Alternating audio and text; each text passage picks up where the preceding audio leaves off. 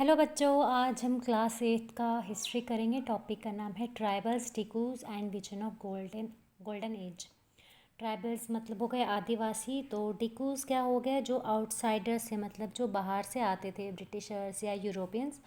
तो उनको डिनोट करने के लिए डिकू वर्ड यूज़ किया जाता था। तो फिर ट्राइबल्स की बात करते हैं हम।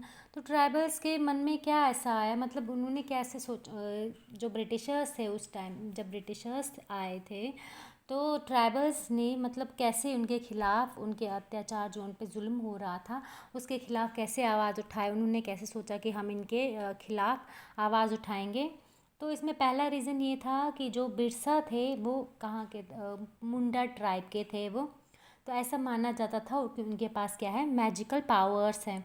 मतलब कि वो जहाँ भी जाते थे, वो किसी, ऐसा माना जाता था कि वो जहाँ भी जाते हैं तो वो बीमारी लोगों की ठीक करते थे, या जो ग्रेन्स होता था उसको मल्टीप्लाई करते थे, लोगों को ट्रबल्स, मुसीबत से बचाते थे। और जो लोग स्लेव्स थे, मतलब ब्रिटिशर्स के अंडर जो स्लेव्स थे, उनको स्लेवरी से मुक्त करते थे।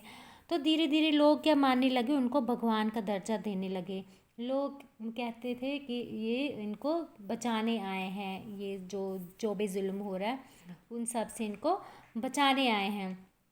तो इन्होंने क्या किया, ये जो आज के ज़माने में जो झारखंड और बिहार का एरिया है, वहाँ पे ये जो मुंडास का ट्राइब था वो फैलता गया धीरे धीरे।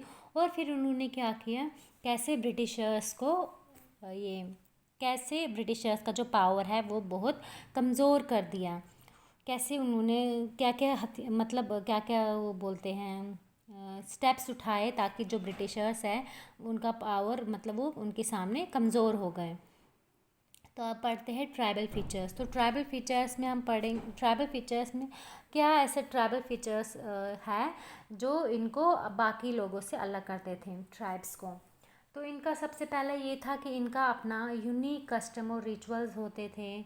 तो ये जो और जो एक ही ट्राइबल ग्रुप के होते थे उनका क्या होता था, जो किनशिप टाइज होते थे बहुत स्ट्रांग होते थे, बहुत मजबूत होते थे। और यहाँ पे क्या है, जूम कल्टीवेशन प्रैक्टिस होती थी।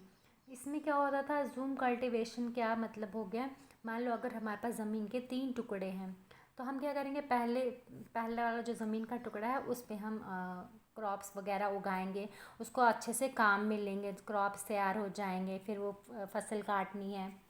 तो जब उसका पूरा काम हमने ले लिया, तो फिर हम क्या करते हैं, दूसरी ज़मीन के टुकड़े पे चले जाते हैं, क्योंकि पहली वाली ज़मीन फर्टाइल उतनी ही नहीं रही।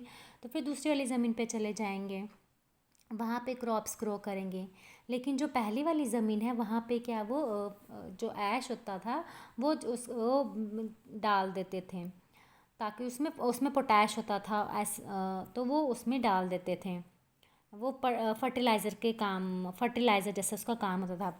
तो फिर दूसरे वाले में जब क्रॉप्स उगाया, उसमें भी काम लिया, उस ज़मीन से भी अच्छे से काम लिया।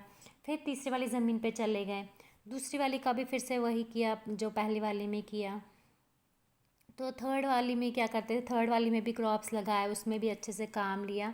फिर थर्ड से जाके वो फर्स्ट वाली ज़मीन पे पहुंच जाते थे, क्योंकि इतनी देर में तो फर्स्ट वाली फर्टाइल हो जाती थी।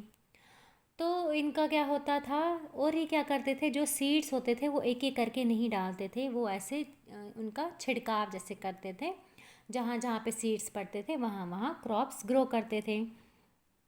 और क्या होता था, इसी तरीके से इनकी क्या होती थी, सेटल्ड लाइफ नहीं होती थी, इनकी नोमैडिक लाइफ होती थी।